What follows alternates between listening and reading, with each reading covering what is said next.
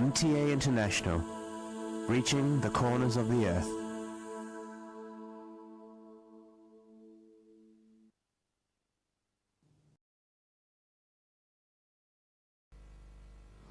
صلی علی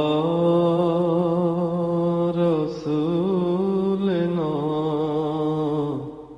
صلی علی محمد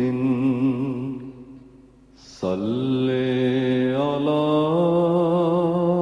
نبینا صلی علی محمد صلی علی کریمنا صلی علی محمد صلی علی حبیبنا صلی علی محمد صلی علی امامنا صلی علی محمد صلی علی نبینا صلی علی محمد صلی علی رسولنا صلی علی محمد صلی علی شفیعنا صلی علی محمد صلی علی کریمنا صلی علی محمد صلی علی حبیبنا صلی علی محمد صلی علی امامنا صلی علی محمد صلی علی رحیمنا صلی علی محمد صلی علی نبینا صلی علی محمد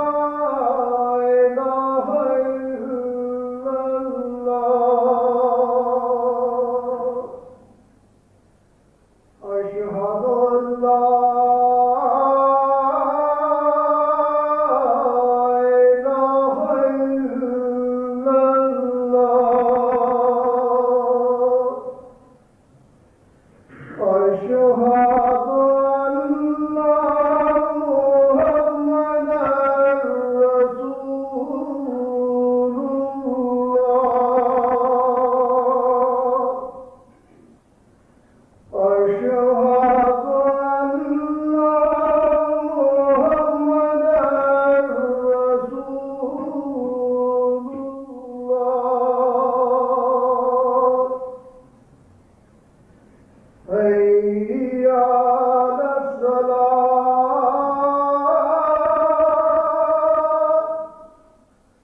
حي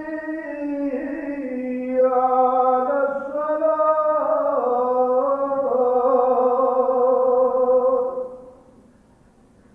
حي على الفلاح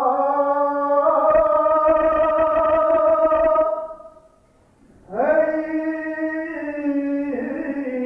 على الفلاح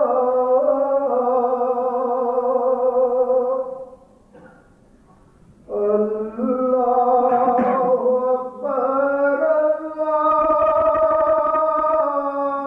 الله أكبر لا إله إلا الله.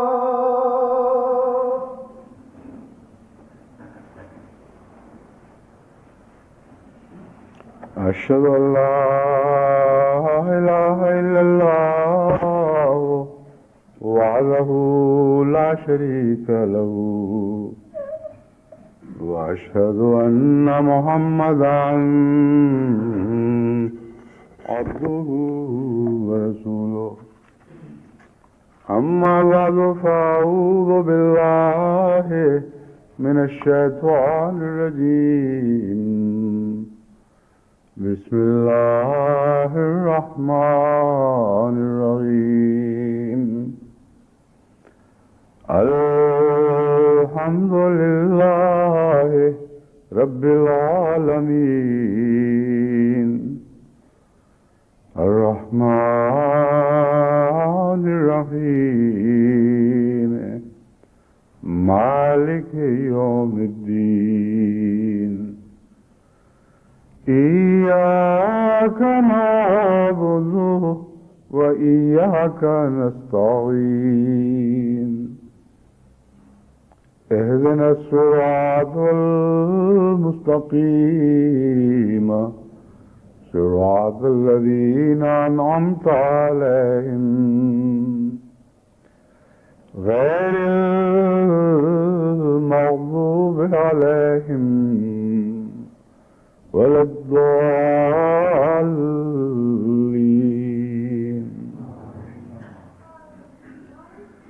يا أيها الذين آمنوا كتب عليكم الصيام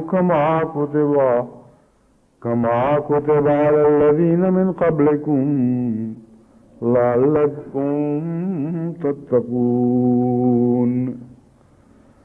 أيام معدودات فمن كان منكم مريض على سفر فعدة من أيام أخر. وعلى الذين يطيقونه فدية طعام مسكين فمن تطوع خيرا فهو خير له وأن تصوموا خير لكم إن كنتم تعلمون.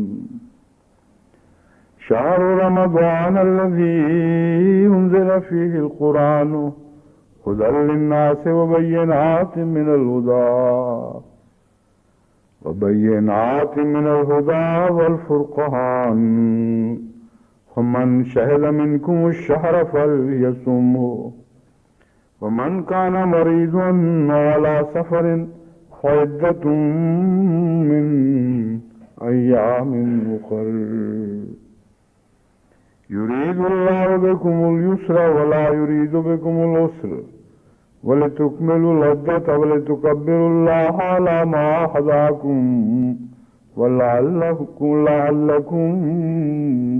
تشكرون. وإذا سألك عبادي عني فإني قريب أجيب دعوة الداع إذا دعاني فليستجيبوا لي وليؤمنوا بي لعلهم يرشدون. سورہ البقرہ آیات 184 سے 187. یہ وہ 3 آیات ہیں، 4 آیات ہیں جن کی میں نے آپ کے سامنے تلاوت کی ہے، اور ان کا تعلق رمضان مبارک سے ہے۔ پہلے بھی ان آیات پر کئی بار گفتگو ہو چکی ہے۔ اس وقت میں خصوصیت سے اس کے آخری حصے کی طرف متوجہ کرنا چاہتا ہوں۔ وَإِذَا سَأَلَكَ عِبَادِي أَنِّي فَإِنِّي قَرِيبٌ، کہ جب تجھ سے میرے بندے میرے بارے میں پوچھیں تو میں قریب ہوں۔ یعنی یہ نہیں فرمایا کہ ان کو جواب دے کہ میں قریب ہوں، گویا براہ راست جواب دیا جا رہا ہے کہ میں قریب ہوں۔ اجیب دعوت الداعی اذا دعان، میں دعوت کرنے والے یعنی پکار کرنے والے کی پکار کا جواب دیتا ہوں جب وہ مجھے پکارے۔ فَلْيَسْتَجِيبُوا لِي، بس چاہیے کہ وہ بھی میری بات کا اسے قبول کرتے ہوئے جواب دے۔ فَلْيَسْتَجِيبُوا میں یہ مضمون شامل ہے کہ جب میں اسے کچھ کہوں تو وہ بھی قبولیت کے ساتھ اس بات پر عمل کرتے ہوئے اس کا جواب دے۔ وَلْيُؤْمِنُوا بِي، اور یہ لوگ مجھ پر ایمان لائیں، لَعَلَّهُمْ يَرْشُدُونَ، تاکہ وہ ہدایت پائیں اور حقیقت سچائی کا راستہ پالیں۔ یرشدون میں عقل بھی شامل ہے، ہدایت بھی شامل ہے، ہر درست بات یرشدون کے تابع بیان ہو سکتی ہے۔ وہ عقل حاصل کریں، اپنے لیے جو بھلائی کی باتیں ہیں وہ سمجھ سکیں اور اچھے اعمال کرنے کی توفیق پائیں۔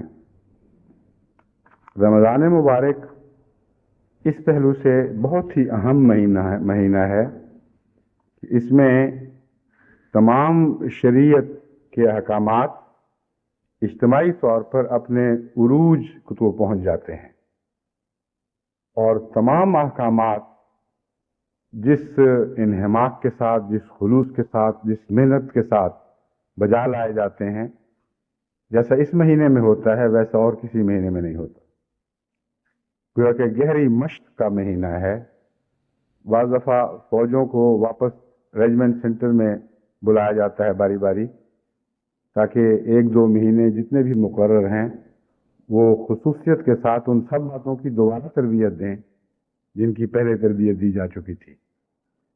تو رمضان کا مہینہ ایک ریجیمنٹل سینٹر کا کام کرتا ہے، جہاں مومنوں کو دوبارہ بلایا جاتا ہے اور سبارہ بلایا جاتا ہے جب تک زندہ ہیں۔ ہر سال ان کو اس مہینے میں سے گزرنا ہوگا، اور اس مہینے کا جو آخری پھل بیان ہوا ہے وہ یہ ہے کہ جب وہ مجھے پکارتے ہیں میں ان کا جواب دیتا ہوں۔ بس شرط یہ ہے کہ وہ بھی میری باتوں کا جواب دیں۔ یہ پہلو بہت ہی اہم ہے، اور حقیقت یہ ہے کہ بہت کم ایسے ہیں، شاید ہی کوئی ایسا ہوگا جو اللہ کی ہر بات کا اس رنگ میں جواب دے کہ اس کی ہر فرمان کی اطاعت کرتا ہوا لبیک کہتے ہوئے اس کے حضور حاضر ہو۔ اس میں ہر انسان کی کمزوریاں حائل ہو جاتی ہیں، اس کی غفلتیں، اس کی کوتاہیاں، اس کی لغزشیں، اور انبیاء سے نیچے نیچے جتنے طبقے کے بھی نیک لوگ ہیں ان میں بھی بارہا لغزشیں دکھائی دیتی ہیں۔ ان کو نہیں دکھائی دیتی جو غیب کی نظر سے ان کو دیکھ رہے ہیں، لیکن خود ان کو اپنی ذات میں دکھائی دے رہی ہوتی ہیں، اور ان میں بھی پھر مختلف مدارج ہیں۔ ایک شخص اپنی ذات کا زیادہ شعور حاصل کر لیتا ہے اور وہ اپنے گناہوں سے زیادہ واقف ہوتا چلا جا رہا ہے۔ ایک شخص نسبتاً کم شعور رکھتا ہے، اسی حد تک اپنے گناہوں سے کسی حد تک غافل رہتا ہے۔ جب یہ شعور پوری طرح بیدار ہو جائے تو اتنی قوی طاقت ہے کہ انبیاء بھی اپنے حال پر نظر کرتے ہیں تو ان کو کمزوریاں دکھائی دینے لگتی ہیں، اور وہ بھی دن رات استغفار میں مشغول ہو جاتے ہیں۔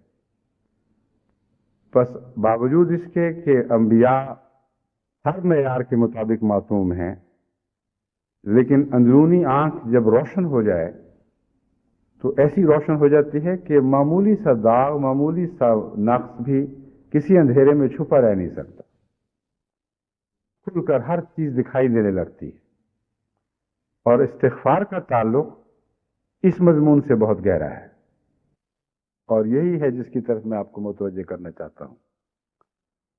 استغفار کا حقیقی مطلب یہ ہے کہ انسان ڈھانپنے کے لیے اللہ سے التجا کرے کہ یہ ننگ بھی میرا ظاہر ہو گیا، یہ ننگ بھی ظاہر ہو گیا، اسے ڈھانپ دے۔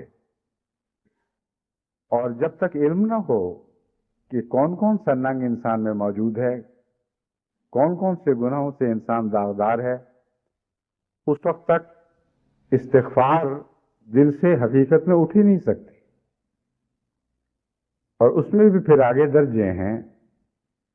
بعض انسان گناہ کرتے ہیں، اس سے نفرت بھی پیدا ہوتی ہے، اس سے کراہت بھی محسوس کرتے ہیں، لیکن اپنی نفس لوامہ کی استطاعت سے اس کی حد سے باہر دیکھتے ہیں۔ یعنی ایک طرف نفس ہے جو ملامت کیے چلے جا رہا ہے، دوسری طرف نفس امارہ ہے جو حکم دیتا چلا جا رہا ہے، اور کبھی وہ امارہ کے تابع کام کر جاتے ہیں، کبھی لوامہ کے تابع روتے اور خدا کے حضور گریہ ازاری کرتے ہیں۔ ایک جد و جہد ہے جو مستقل جاری رہتی ہے، لیکن یہ بھی شعور کی حالت کا ایک نام ہے۔ شعور کی وہ حالت جو گناہوں کے وجود کا احساس کرتی ہے اور پھر اس پر ندامت محسوس کرتی ہے، اسے مٹانے کی کوشش کرتی ہے۔ یہ کوشش کرتی ہے کہ یہ داغ بھی دھل جائے اور داغ پیدا کرنے والا مرض بھی جڑوں سے اکھیڑا جائے۔ بعض دفعہ استغفار سے اور رونے سے اور گریہ ازاری سے داغ تو مٹ جاتے ہیں، لیکن مرض قائم رہ جاتا ہے۔ ایسے لوگوں کی حالت بہت قابل رحم ہوتی ہے، اور ان کا معاملہ موت تک فیصلہ نہیں ہوتا جب تک موت کا وقت نہ آ جائے۔ اس وقت اللہ کی تقدیر یہ بتاتی ہے کہ تمہیں میں نے کس حالت میں وفات دی ہے۔ حضرت صلی اللہ علیہ وآلہ وسلم اس مضمون کو بہت ہی لطیف پیرائے میں بہت گہرائی کے ساتھ ایک تمثیل کے طور پر بیان فرماتے ہیں۔ حضرت صلی اللہ علیہ وآلہ وسلم ایک ایسے شخص کی مثال دیتے ہیں جو گناہوں کے بوجھ تلے دبا ہوا تھا، بلکہ اتنا گناہگار تھا کہ جب اس کو شعور پیدا ہوا کہ میں اتنا گناہگار ہوں، تو وہ تمام ایسے لوگوں کی طرف دوڑا جو نیک مشہور تھے، جو عارف باللہ مشہور تھے، اور ان کے سامنے جا کر اس نے اپنا حال کہا، اور ایک کے بعد دوسرے سے پوچھا کہ میری بدیوں کا تو یہ حال ہے، میرے گناہوں کی یہ وسعت ہے، اس طرح میں گھیرے میں آ چکا ہوں، اور کوئی ایسا گناہ نہیں ہے جو تم تصور کر سکتے ہو جو میں نے نہ کیا ہو۔ اب بتاؤ میرے لیے بخشش کا کوئی سامان ہے؟ تو ہر سننے والے نے یہ جواب دیا کہ نہیں، تمہاری بخشش ممکن نہیں ہے۔ اور وہ ایک کے بعد دوسرے پاس گیا اور ایک کے بعد دوسرے کی طرف سے مایوس ہوتا رہا۔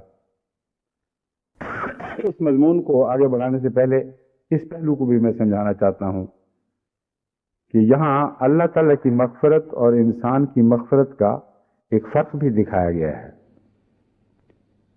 انسان کو نہ مغفرت کی اتنی استطاعت ہے، نہ وہ گہرائی سے دلوں کے راز معلوم کر سکتا ہے کہ کسی گناہگار کے متعلق یہ بھی فیصلہ دے سکے کہ اس کی بخشش کا کوئی امکان ہے کہ نہیں۔ وہ اپنی سطحی نظر سے گناہگاروں کو دیکھتا ہے اور غصے اور نفرت کی نظر سے ان کو دیکھتا ہے، اور غصے اور نفرت اور تکبر کی نظر سے اگر کسی گناہگار کی حالت کو دیکھا جائے تو بخشش کا کوئی بھی امکان نظر کے سامنے ابھرتا نہیں۔ انسان یہ سوچ بھی نہیں سکتا کہ ایسے شخص کی بخشش ہو سکتی ہے۔ تو بخشش کے لیے ایک قسم کی انکساری کی ضرورت ہے، اور یہ انکساری ایک عجیب رنگ میں اللہ تعالیٰ کی ذات میں بھی پائی جاتی ہے. جب کہتے ہیں وہ تواب ہے تو مراد ہے وہ جھکتا ہے. یہ مطلب نہیں کہ خود توبہ کرتا ہے، وہ اپنی بلندیوں سے ان گہرائیوں تک اتر آتا ہے جہاں گناہگار پل رہے ہیں، اور ان کے قریب ہو کر ان کی آواز سنتا ہے. یہ بھی وہ مضمون ہے جو اس آیت میں بیان کیا گیا ہے کہ جب میرے بندے تجھ سے پوچھتے ہیں، میرے متعلق پوچھتے ہیں، انی قریب، میں تو قریب ہوں. ہر بد سے بد، ہر گناہگار سے گناہگار، ہر ذلیل سے ذلیل انسان کے بھی اللہ قریب ہے جبکہ بندے دور ہٹ جاتے ہیں. اس مضمون کو حضرت مسیح موعود علیہ الصلوۃ والسلام یوں بیان فرماتے ہیں کہ میں خاکی ہوں میرے پیارے، نہ آدم ذات ہوں بشر کی جائے نفرت اور انسانوں کی آر. اس کے بعد پھر مغفرت کا کیا سوال ہے؟ مغفرت کا سوال اس ذات سے ہے جو ہر گناہگار کے خواہ وہ کیسا ہی ذلیل ہو چکا ہو اس کے بھی قریب رہتا ہے اگر اس میں احساس ندامت پیدا ہو اور وہ بخشش کی طلب کرنے کی طرف مائل ہو.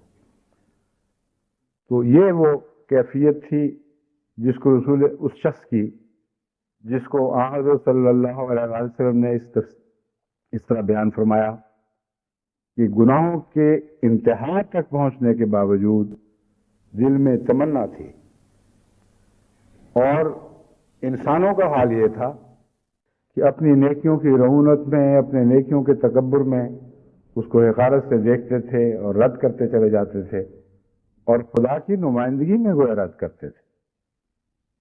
کہتے اللہ کی ذات بہت بڑی ہے، تمہارے جیسے ذلیل آدمی کو نظر بھی نہیں ڈال سکتا. ان پر انی قریب کا مضمون روشن نہیں تھا، مگر ایک خدا کا بندہ ایسا تھا جو حقیقت میں عارف باللہ تھا.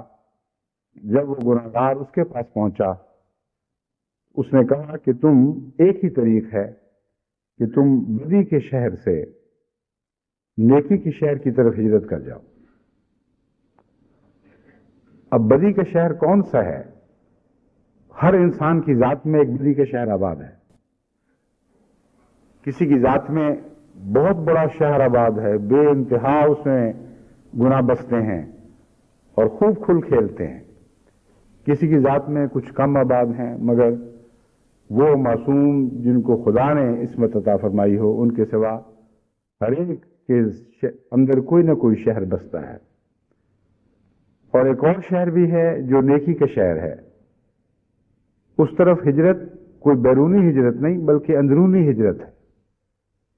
ایک انسان اپنے گناہوں سے نیکیوں کی طرف جب حرکت شروع کر دیتا ہے تو اسی کا نام بدیوں کے شہر سے نیکیوں کے شہر کی طرف یا بدوں کے شہر سے نیکوں کے شہر کی طرف ہجرت کرنا ہے. بس اس عارف باللہ نے اسے سمجھایا کہ ایک ہی راستہ ہے کہ تم بدی کے شہر سے نیکی کے شہر کی طرف ہجرت شروع کر دو. لیکن یہ ہجرت آسان نہیں ہوتی، قدم قدم مشکل پیش آتی ہے اور اچانک یہ حاصل نہیں ہو سکتی. اس لیے حضور صلی اللہ علیہ وسلم نے اس کی مسافت کا نقشہ ایسے کھینچا کہ اس نے سفر تو شروع کر دیا لیکن بہت مشکل سفر تھا، اور نیکی کا شہر اس سے بہت دور تھا، یہاں تک کہ چلتے چلتے اس کی موت کا وقت آ گیا اور وہ نڈھال ہو کر زمین پہ جا پڑا. لیکن ابھی نیکی کے شہر سے بہت دور تھا. اس پر اس نے کہا کہ چلو آخری دم تک کوشش تو کروں، اور گھسٹتا ہوا جس حد تک بھی اس میں آخری توانائی موجود تھی وہ گھسٹ گھسٹ کر نیکی کے شہر کی طرف حرکت کرتا رہا. لیکن بدیوں کا شہر ابھی اس کے قریب موجود تھا، نیکی کا شہر اس سے بہت دور تھا. تب اللہ نے فرشتوں کو حکم دیا کہ میرا یہ بندہ اپنے گناہوں کا احساس رکھتا تھا، اس کے دل میں شعور بیدار ہو چکا تھا، اور جتنی اس میں طاقت تھی اس نے کوشش کی اب ہم یوں کرتے ہیں کہ تم اس کا فاصلہ ناپو، نیکی کے شہر سے کتنی دور ہے اور بدی کے شہر سے کتنی دور ہے۔ اگر نیکی کے شہر کا فاصلہ کم ہوا تو اس کی بخشش کا اعلان ہے، اور اگر بدی کی شہر سے فاصلہ کم ہوا تو پھر اس کی مغفرت کا سوال نہیں۔ اور یہ حکم دے کر اللہ تعالیٰ کی رحمت نے یہ انتظام کیا کہ فرشتے جو بدی کے شہر سے فاصلہ ناپتے تھے وہ فاصلہ بڑھتا چلا جاتا تھا، اور وہ گز چھوٹے ہو گئے تھے۔ جس معیار سے بھی ناپتے تھے وہ فاصلہ ختم ہونے میں نہیں آتا تھا، اور جب نیکی کے دور شہر کو انہوں نے ناپنا شروع کیا فاصلے کو، تو وہ گز لمبے ہو گئے اور بہت جلد فاصلہ طے ہونے لگا، یہاں تک کہ فرشتوں نے یہی دیکھا اور یہی پایا اور یہی عرض کیا کہ اللہ، دیکھنے میں تو یہ نظر آتا تھا کہ بدیوں کے شہر کے قریب تر ہے، لیکن جب ہم نے ناپا تو یہ عجیب بات ہوئی ہے کہ یہ نیکیوں کے شہر کے قریب ملا ہے۔ تو اس میں آن حضرت صلی اللہ علیہ وآلہ وسلم نے مغفرت، گناہ، بخشش اور بظاہر غیر گزرے انسانوں کے حوال، ان کی بخشش کا گہرا فلسفہ، یہ سب کچھ بیان فرما دیا ہے۔ اور حیرت انگیز تمثیل ہے، اس سے زیادہ خوبصورت اور حسین اور حقیقت پر مبنی، جو اپنی تمام تر تفاصیل کے لحاظ سے سچی ہو، اور تمثیل آپ کو کبھی دکھائی نہیں دے گی۔ حضرت عیسیٰ کی تماثیل بھی مشہور ہیں، بہت میں نے غور کر کے دیکھی ہیں، اور بھی بہت سی تمثیلیں پڑھی ہیں، مگر جتنا گہرا اثر میرے دل پر اس تمثیل کا ہے کبھی کسی اور تمثیل کا نہیں پڑا، کیونکہ کوئی مبالغہ نہیں، لفظ برفظ، حرف بحرف سچی بات، اور ذرا سا اپنے ذہن کو اس میں ڈوبنے دیں تو ہر بات کھلی کھلی مدلل دکھائی دینے لگتی ہے کہ ہونا اسی طرح چاہیے تھا۔ چنانچہ یہ وہ مضمون ہے انی قریب کا کہ اس نے ہاں خدا کے آواز کے وہ لبیک کہنے کی کوشش شروع کر دی تھی، اگرچہ یہ کوشش بعض دفعہ مکمل نہیں ہوتی، اور اس کوشش کو وہ پھل نہیں لگتا جو دنیا کی نظر سے پھل دکھائی دے۔ وہ مرنے والا بظاہر گناہگار ہی مرتا ہے، لیکن اللہ نے جو تقدیر مغفرت کی جاری فرمائی ہے، جو دلوں کی پاک تبدیلی پر نظر رکھتا ہے، جو خالصتاً اللہ کی خاطر ایک تبدیلی کے خواہش مند کی کوشش کو جس طرح خدا دیکھتا ہے، یہ وہ ساری باتیں اس تمثیل میں بیان ہوئی ہیں، اور یہ مضمون بھی بیان ہو گیا کہ کیوں یہ دعا کرو وَتَوَفَّنَا مَعَ الْأَبْرَارِ، کہ اے اللہ ہمیں نیکوں کے ساتھ نیکوں کی مائیت میں وفا دینا۔ ہو سکتا ہے بدیوں کی حالت میں بھی وفات آ جائے، مگر اللہ کی نظر میں اگر وہ چاہے تو ہر شخص کی موت جس کے حق میں وہ فیصلہ کرے نیکوں کی موت شمار ہو سکتی ہے۔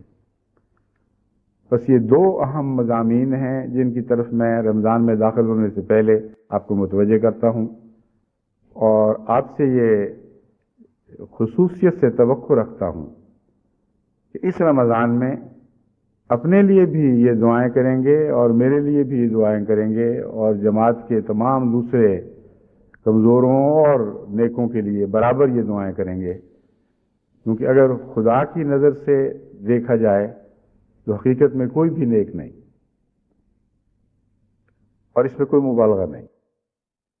حضرت عیسیٰ علیہ السلام کو جب نیک کہا گیا تو آپ نے کہا نہیں، میں نیک نہیں ہوں، وہی نیک ہے ایک۔ حقیقت میں نیکی کا شعور درجے رکھتا ہے، اور میلی آنکھ سے وہ حقائق نظر نہیں آتے جو صاف شفاف آنکھ سے نظر آتے ہیں۔ اس لیے دو باتیں ہیں جو بہت ہی بنیادی ہیں ہماری بخشش اور نیک انجام کے لیے۔ ایک تو یہ کہ اللہ وہ شعور پیدا کر دے جس شعور کے نتیجے میں وہ شخص جس کا تمام سینہ بدیوں کا شہر بن چکا تھا، باوجود اس کے کہ موت سے پہلے وہ اسے نیکیوں کے شہر میں تبدیل نہیں کر سکا، مگر اللہ کی مغفرت کی آنکھ نے اسے اس طرح دیکھا کہ اس کی اس کوشش کو قبول فرما لیا۔ تو ایک تو یہ دعا کرنی چاہیے کہ اللہ تعالیٰ ہمارے اندر بھی وہ شعور بیدار کر دے، اور یہ رمضان اس حالت میں ہم پر گزرے کہ شعور بیدار بھی ہو اور پھل بھی لائے، اور اللہ تعالیٰ کی مغفرت کی آواز ہم سنیں اور پھر اس رمضان سے گزریں۔ اور دوسرے، جب وقت آئے تو پھر فاصلے اس طرح نہ پہ جائیں جو انصاف کے ترازو سے جیسے تولا جاتا ہے، یا انصاف کے گزوں سے فاصلے نہ پہ جاتے ہیں۔ رحمت کے ترازو سے ہم تولے جائیں اور رحمت کے گزوں سے ہمارے فاصلے ناپے جائیں۔ یہی ایک صورت ہے جو مغفرت کی صورت ہے۔ تو اپنے لیے، اپنے بھائیوں کے لیے، اپنے عزیزوں کے لیے، میرے لیے، میرے سب رفقائے کار کے لیے جو جماعت میں ہر جگہ میرے ساتھ کام کر رہے ہیں، اور تمام دنیا کے لیے یہی دعائیں کریں اس رمضان میں۔ جیسا کہ میں ہر رمضان میں کسی خاص دعا کی طرف توجہ دلاتا ہوں، میں اس رمضان میں آپ کو اس دعا کی طرف متوجہ کرتا ہوں۔ اب میں چند احادیث رمضان سے متعلق آپ کے سامنے پیش کرتا ہوں، جو مختلف پہلوؤں سے رمضان کے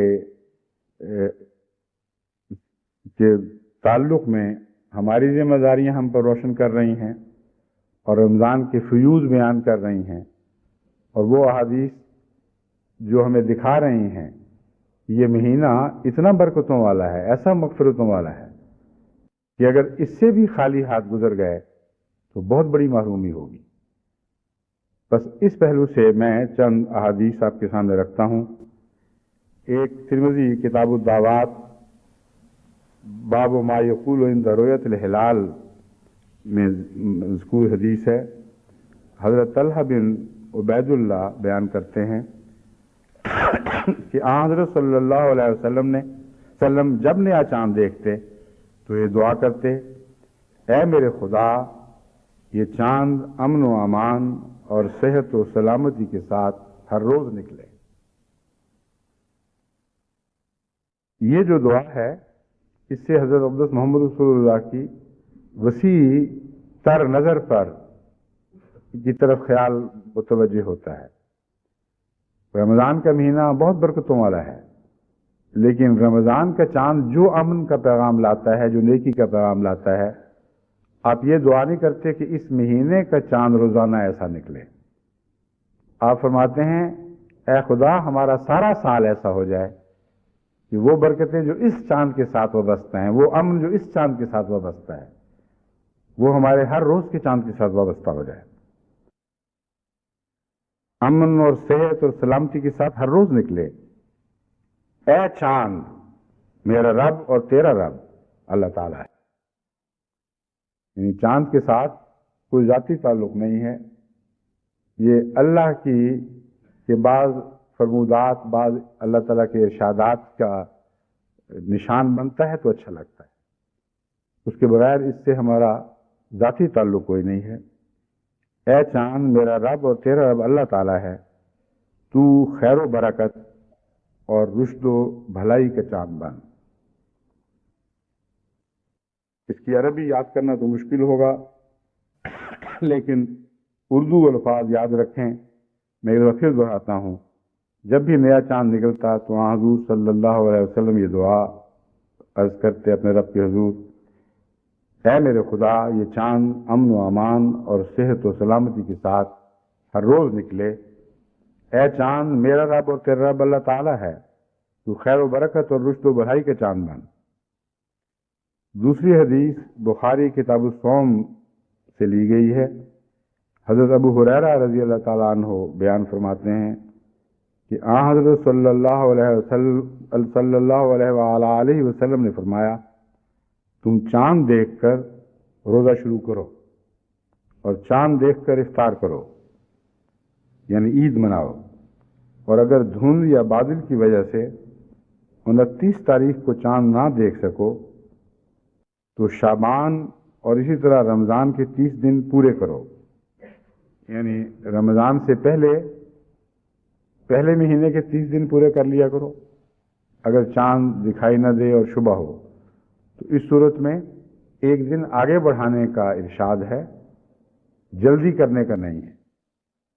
حالانکہ رمضان بہت بابرکت مہینہ ہے اور اس میں داخل ہونے کا شوق ہے، مگر حضرت اقدس محمد مصطفیٰ صلی اللہ علیہ وآلہ وسلم اللہ تعالیٰ کے منشا کو سب سے زیادہ سمجھتے تھے، اور آپ کے نے جو اللہ کا منشا سمجھا ہے وہ یہ ہے کہ خام خواہ نیکی دکھانے کی خاطر ایک دن پہلے روزانہ رکھ لیا کرو اس شک میں کہ شاید رمضان شروع ہو گیا ہو۔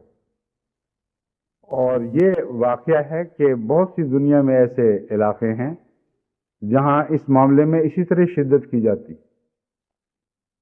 بعض دفعہ نزدیک کے علاقوں سے بھی 2 دن پہلے روزے رکھ لیے جاتے ہیں، اور یہ جو کجی ہے طبیعت کی، یہ آخر اس طرح ظاہر ہوتی ہے کہ عید بھی 2 دن پہلے منا لی جاتی ہے جبکہ ابھی رمضان جاری و ساری ہو۔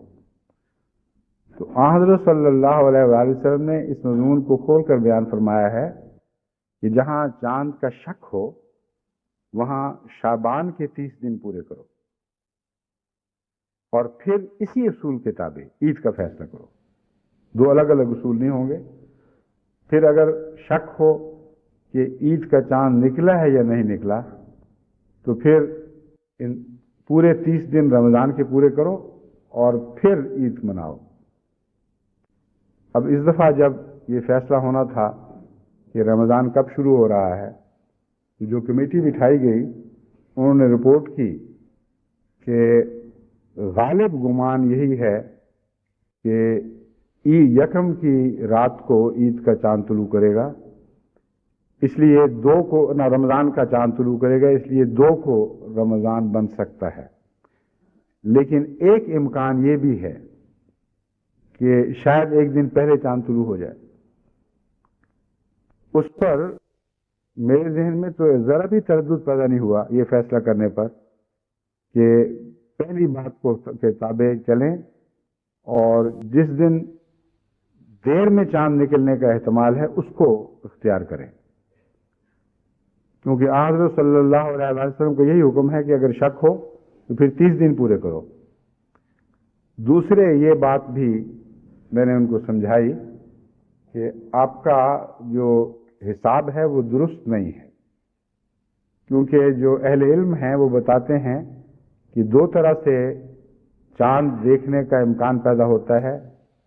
ایک اس وقت کے لحاظ سے جتنی دیر وہ افق سے اوپر رہتا ہے، ایک خاص وقت کے اندر وہ دکھائی نہیں دے سکتا، اس وقت سے اوپر نکلے، یعنی اگر 15 منٹ ہیں اس وقت کے تو جب تک وہ 16 منٹ کا نہ ہو اس وقت تک دکھائی دینے کا امکان ہی کوئی نہیں۔ اگر وہ 16 منٹ اوپر رہتا ہے تو پھر 1 منٹ تک اس کو دیکھا جا سکتا ہے، یعنی بینی 16 نہیں شاید 20 منٹ ہوں، مگر مثال دے رہا ہوں۔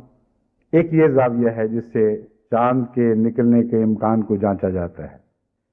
ایک زاویہ ہے اس کا چاند کا زمین سے زاویہ، وہ ایک خاص زاویہ سے اوپر دکھائی دے سکتا ہے۔ اب اگر میرا ہاتھ کو آپ زاویہ سمجھیں بناتا ہوا، اگر یہ زاویہ نیچے ہو تو اس کا مطلب ہے وہ ہورائزن یعنی افق کے بہت قریب ہے، اور افق کے قریب ہونے کی وجہ سے جو رستے میں دھند اور کئی قسم کے غبار ہیں وہ اس کی رویت کی راہ میں حائل ہو جاتے ہیں، اور اگر زاویہ اونچا ہو تو اس بات کا واضح امکان ہو جاتا ہے کہ اس کی روشنی کثیف فضا سے لمبا عرصہ نہیں گزرتی بلکہ جلد ہم تک پہنچتی ہے، اس لیے اس کے نظر آنے کے زیادہ امکانات۔ تو انہوں نے ایک پہلو سے یہ دیکھا کہ چاند نظر نہیں آ سکتا، اور دوسرے پہلو سے زاویے سے دیکھا کہ شاید نظر آ جائے۔ تو ان کو میں نے کہا کہ اصول یہ ہے کہ جس زاویے سے جس پہلو سے نظر نہیں آ سکتا وہ غالب ہوگا اور دوسرے کو کاٹ نہیں سکتا وہ۔ اس لیے کم سے کم کا اصول یہاں رائج ہے، جس زاویے میں دقتیں زیادہ ہیں وہی فیصلہ کرے گا کہ دوسرے زاویے سے بھی نظر آ سکتا ہے کہ نہیں. تو بہرحال حضرت اقدس محمد رسول اللہ صلی اللہ علیہ وآلہ وسلم کی یہ جو نصیحت ہے یہ ہمیشہ پیش نظر رکھنی چاہیے. اللہ تعالیٰ نیکی میں زبردستی کرنے والوں کی بات قبول نہیں کرتا، بلکہ جو رعایتیں دیتا ہے انہی کو قبول کرنا اور ان پر عمل کرنا ہی حقیقی نیکی ہے. بخاری کتاب الصوم میں یہ روایت ہے، حضرت ابو ہریرہ رضی اللہ تعالیٰ عنہ بیان کرتے ہیں کہ آن حضرت صلی اللہ علیہ وسلم نے فرمایا، جو شخص ایمان کے تقاضے اور ثواب کی نیت سے رمضان کی راتوں میں اٹھ کر نماز پڑھتا ہے اس کے گزشتہ گناہ بخش دیے جاتے ہیں. اب یہ مسئلہ جو ہے بہت ہی گہرا ہے، چھان بین والا مسئلہ ہے کہ ایمان کے تقاضے اور ثواب کی نیت. ایمان کے تقاضے کیا کیا ہیں اور کن کن تقاضوں کو ہم پورا کر رہے ہیں، اور ثواب کی نیت میں کیا کیا باتیں داخل ہیں. بعض دفعہ فرض کی مجبوری سے بھی انسان اٹھتے وہ بھی نیکی ہے، مگر ثواب کی نیت سے اٹھنا ایک اور مضمون ہے. فرض نہ بھی ہو تو ایسے لوگ راتوں کو اٹھتے ہیں. حضرت صلی اللہ علیہ وسلم نے فرمایا، وہ شخص جو ان دو نیتوں کے ساتھ رمضان کی راتوں میں اٹھتا ہے اور نماز پڑھتا ہے اس کے گناہ بخش دیے جاتے ہیں. بس اس پہلو سے جہاں یہ خوشخبری ہے وہاں انذار کا بھی رنگ رکھتی ہے.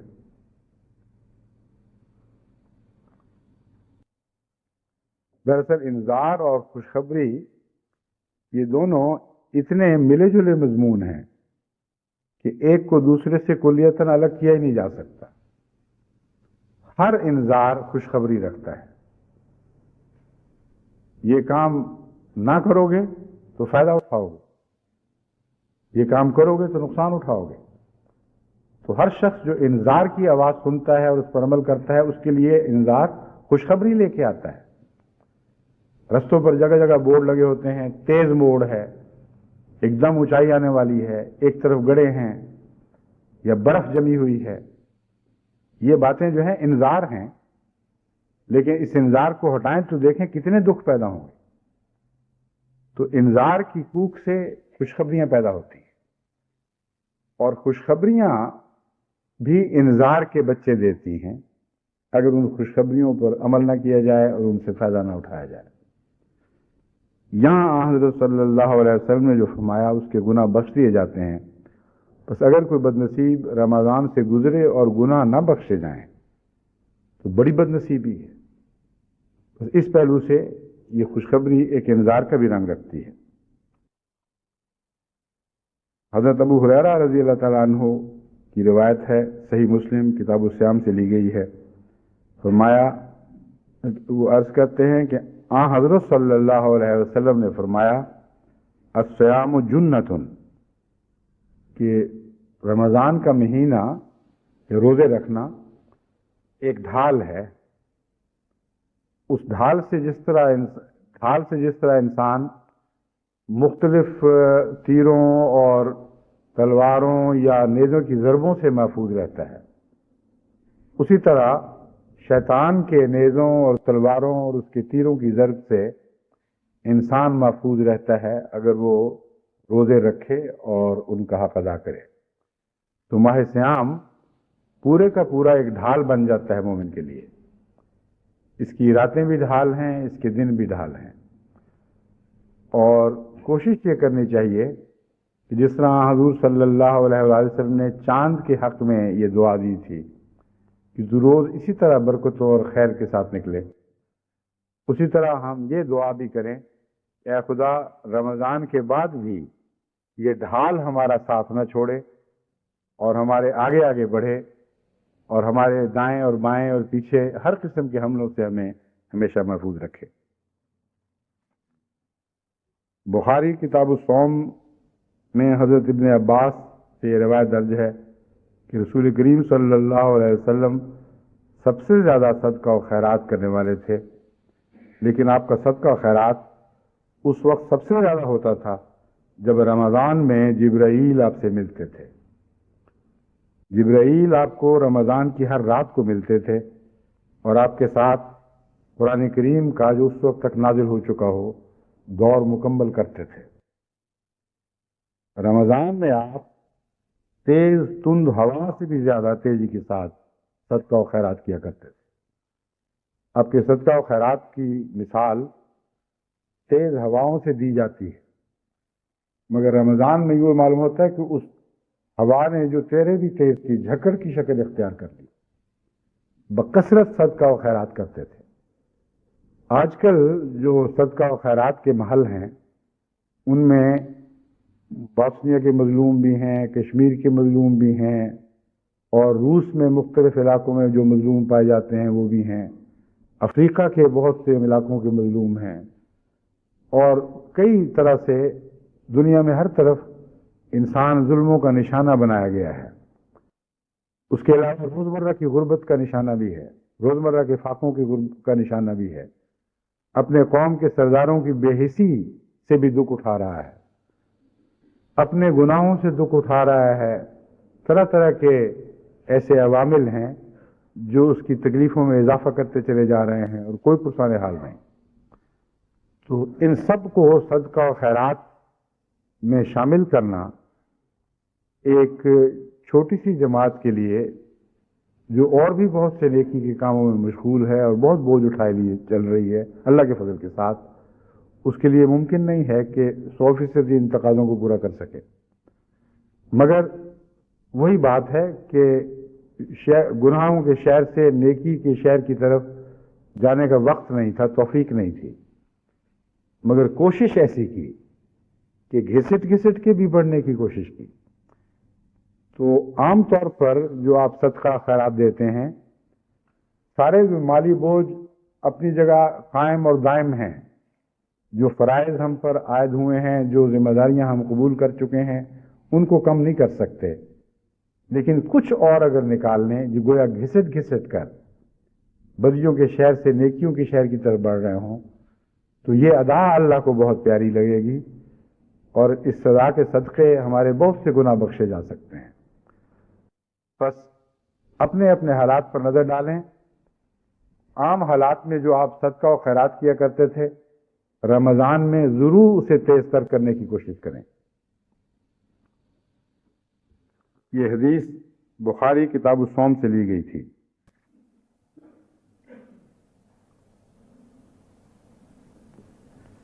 ایک حدیث یہ بھی بخاری کتاب الصوم سے لی گئی ہے۔ حضرت ابو ہریرہ رضی اللہ تعالیٰ عنہ روایت کرتے ہیں کہ حضرت صلی اللہ علیہ وسلم نے فرمایا، اللہ تعالیٰ فرماتا ہے انسان کے سب کام اس کے اپنے لیے ہیں مگر روزہ میرے لیے ہے اور میں خود اس کی جزا بنوں گا، یعنی اس کی اس نیکی کے بدلے میں اسے اپنا دیدار نصیب کروں گا۔ اللہ تعالیٰ فرماتا ہے روزہ ڈھال ہے، بس تم میں سے جب کسی کا روزہ ہو تو نہ وہ بےہودہ باتیں کرے، نہ شور و شر کرے۔ اگر اس سے کوئی گالی گلوچ ہو یا گالی گلوچ کرے یا لڑے جھگڑے تو وہ جواب میں کہے کہ میں نے تو روزہ رکھا ہوا ہے۔ قسم ہے اس ذات کی جس کے قبضہ قدرت میں محمد کی جان ہے صلی اللہ علیہ وسلم، روزے دار کی منہ کی بو بھی اللہ تعالیٰ کے نزدیک کستوری سے زیادہ پاکیزہ اور خوشگوار ہے، کیونکہ اس نے اپنا یہ حال خدا کی خاطر بنا رکھا ہے۔ روزہ دار کے لیے دو خوشیاں مقدر ہیں، ایک خوشی اسے اس وقت ہوتی ہے جب روزہ افطار کرتا ہے، اور دوسری اس وقت ہوگی جب روزے کی وجہ سے اللہ تعالیٰ کی ملاقات نصیب ہوگی۔ اس حدیث میں جس طرح اثر انداز طریق پر روزے کی اہمیت اور روزے کا جو عظیم اجر ہے وہ بیان فرمایا گیا ہے، اس پر مزید کچھ کہنے کی ضرورت نہیں ہے۔ پہلے بھی میں اس کے مختلف پہلوؤں پر روشنی ڈال چکا ہوں۔ آج میں آپ کو صرف یہ کہوں گا کہ حضور صلی اللہ علیہ وسلم نے جو یہ فرمایا کہ ایک خوشی اسے اس وقت ہوتی ہے جب وہ روزہ افطار کرتا ہے، یہ ایک روزمرہ کی حقیقت ہے ہر شخص کے تجربے میں۔ اور کتنی سچی حقیقت. وہ لوگ جو بیمار بھی ہوں، جن کو بھوک نہ بھی لگتی ہو، روزہ رکھنے کے بعد جو افطار کا لطف حاصل کرتے ہیں، اس کی اور کھانوں میں مثال دکھائی نہیں دیتی. ایک خاص اس کی کیفیت ہے جو افطار کی وقت انسان کو میسر آتی ہے، جس کی فرحت کی کوئی مثال اور جگہ کسی اور جگہ دکھائی نہیں دیتی. یہ بات جتنی سچی ہے، اتنی ہی دوسری بات بھی سچی اور قطعی ہے کہ اللہ کی رویت بھی نصیب ہو سکتی ہے، اور اس کا ایک اپنا مزہ ہے. حضرت صلی اللہ علیہ وسلم فرماتے ہیں کہ مومنوں کو 2 فرحتیں ملتی ہیں رمضان میں. اگر ہم ایک فرحت کے وعدے کو سچا دیکھتے ہوں اور دوسری فرحت کے وعدے کا انتظار کرتے رہیں اور ہمارے حق میں پورا نہ ہو، تو اس کا مطلب یہ ہے کہ وہ پہلا مزہ بھی جھوٹا مزہ تھا، بے معنی اور بے حقیقت مزہ تھا.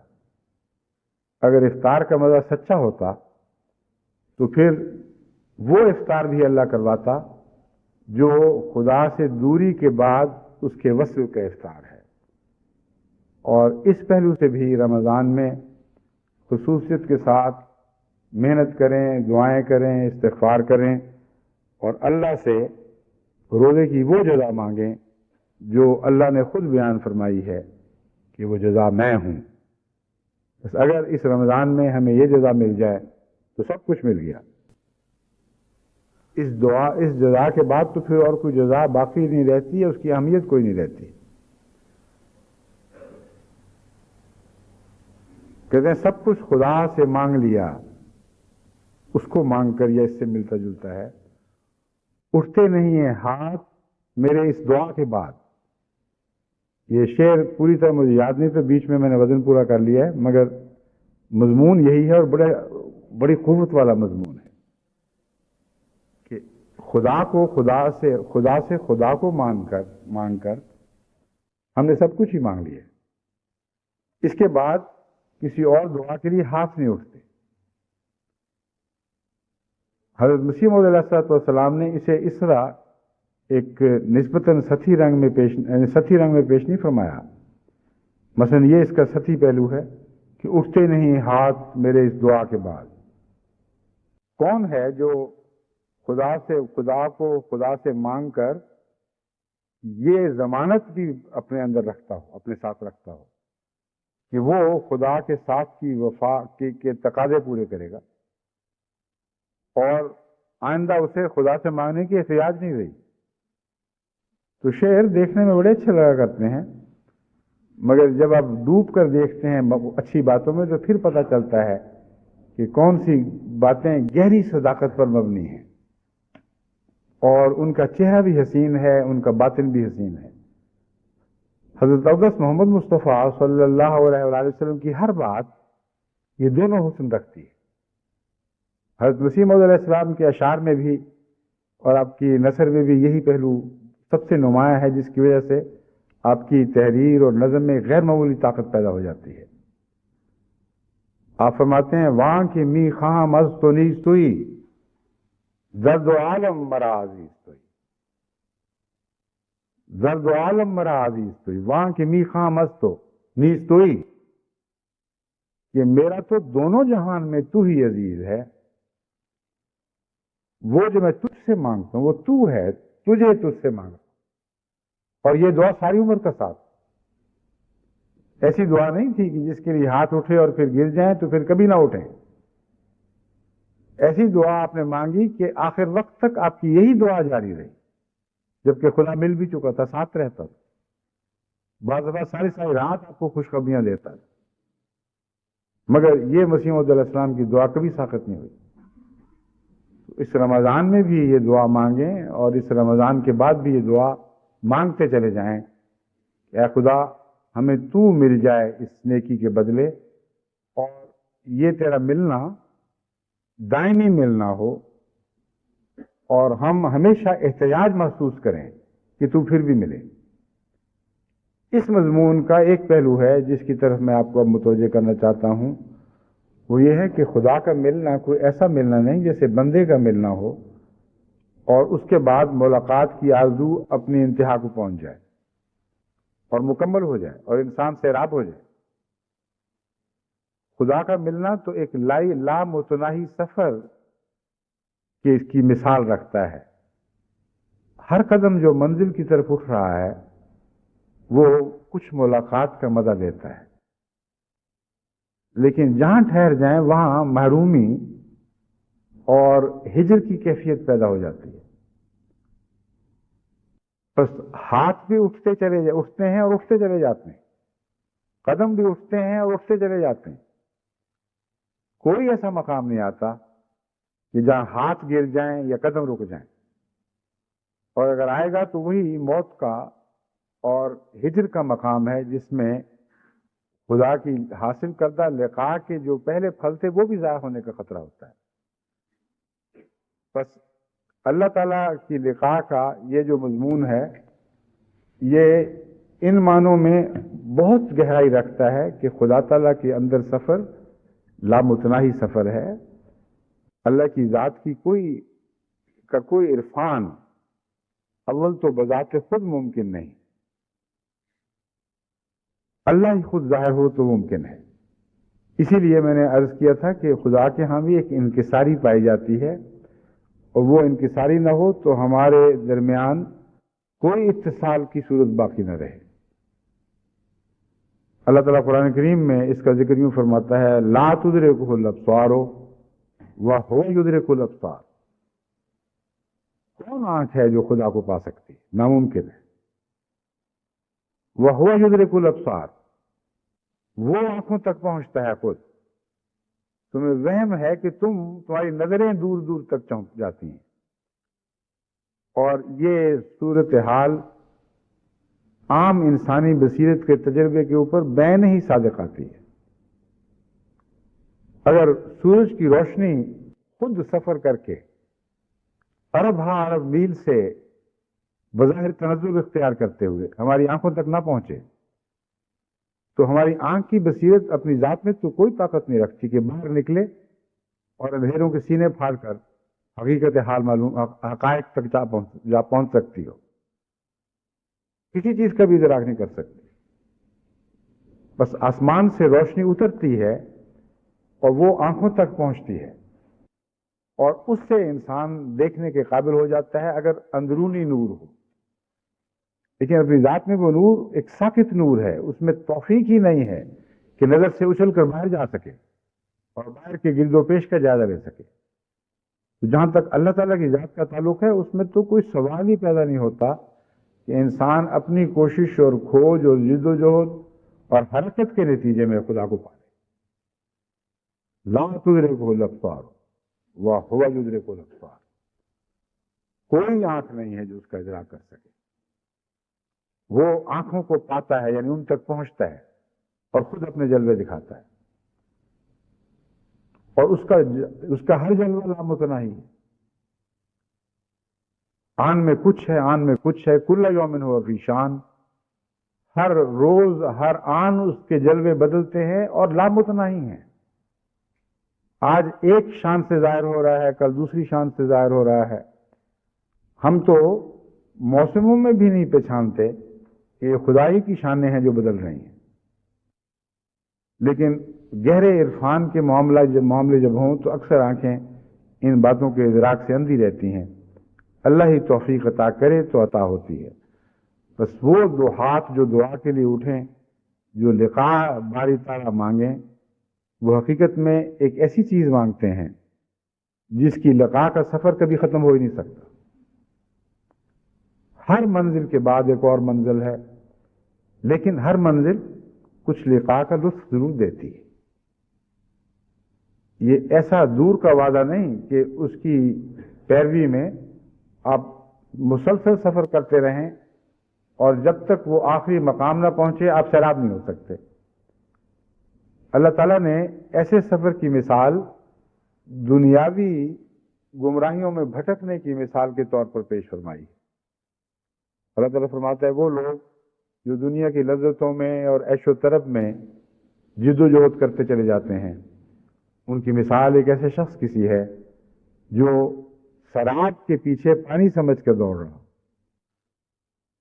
اور وہ دوڑتا چلا جاتا ہے اور ہر قدم سراب اسی رفتار سے آگے بڑھتا چلا جاتا ہے، یہاں تک کہ وہ مقام جسے وہ پانی کا مقام سمجھتا تھا، جب وہاں پہنچتا ہے تو اللہ کو اپنا حساب دینے کے لیے وہاں موجود پاتا ہے اور کوئی شرابی نصیب نہیں ہوتی۔ تو نعوذ باللہ خدا کی لقاء کا سفر شراب کا سفر نہیں ہے، بلکہ ہر قدم آپ نہ صرف اس پانی کے سرچشمہ کے قریب ہوتے ہیں بلکہ اس سے سیراب بھی ہوتے چلے جاتے ہیں، لیکن وہ ایک لامتناہی چشمہ ہے جس کی سیرابی کی طاقت آپ کے آگے بڑھنے کے ساتھ ساتھ بڑھتی ہے۔ آپ سیرابی محسوس بھی کرتے ہیں، لیکن آئندہ آنے والی سیرابی کے تصور سے آپ کے دل میں ایک نئی پیاس بھی جاگ اٹھتی ہے، اور جوں جوں پیاس بڑھتی ہے توں اس خدا کی لقاء کے پانی میں سیراب کرنے کی طاقت بھی بڑھتی چلی جاتی ہے۔ تو یہ دعا کریں کہ اے خدا اس رمضان میں ہمیں وہ لقاء نصیب فرمائے جو جاری و ساری لقاء ہے، جس کا سفر کہیں ختم نہیں ہوتا، کسی منزل پر بھی اس لقاء کو ہم ایک آخری منزل مراد قرار نہیں دے سکتے۔ یہ وہ منزل مراد ہے جو ساتھ ساتھ چلتی، ہر قدم منزل مراد کی طرف اٹھ رہا ہے اور ہر قدم منزل مراد کو پا بھی رہا ہے۔ اور پھر آخر پر میں اسی حدیث کی مضمون کی طرف آپ کی توجہ مبذول کراتا ہوں کہ وہ گناہگار جس نے سفر شروع کیا تھا اس کا یہی حال تھا۔ اس نے دراصل ایک ایسا سفر شروع کیا تھا جو لامتناہی تھا، کیونکہ فی الحقیقت اگر آپ گناہوں کو شعور حاصل کریں تو کبھی بھی یہ ممکن نہیں کہ کلیتاً گناہوں کے داغ دھونے کے بعد اس شہر کو جو دل میں بستا ہے نیکی کا شہر قرار دے سکیں، مگر ہر قدم جو اٹھتا ہے وہ کچھ فرحت، کچھ مغفرت کے وعدے لے کے ضرور آتا ہے۔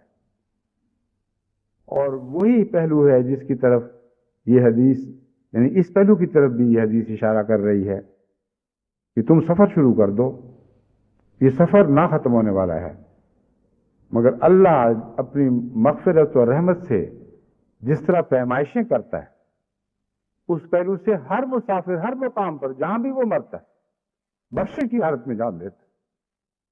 بس اے گناہگار بندو، جن میں میں بھی شامل ہوں اور اول طور پر شامل ہوں، خدا کی بخشش سے مایوس نہ ہو اور ان امور کا شعور حاصل کر کے، ان کا عرفان حاصل کر کے اپنے رمضان کو زندہ کر دو اور جگا دو، اور اس حالت میں اس رمضان سے باہر نکلو کہ اس کی برکتیں تمہارا ساتھ نہ چھوڑیں، اور وہ نیکیاں جو اس رمضان میں تم کما لو وہ پیچھے رہ جانے والی نہ ہوں بلکہ قدم قدم تمہارے ساتھ آگے بڑھیں۔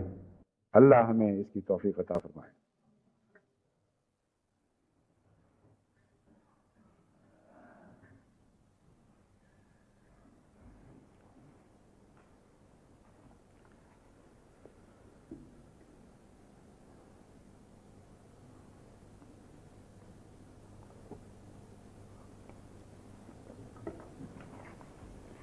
الحمد لله نحمده ونستعينه ونستغفره ونؤمن به ونتوكل عليه ونعوذ بالله من شرور أنفسنا ومن سيئات أعمالنا،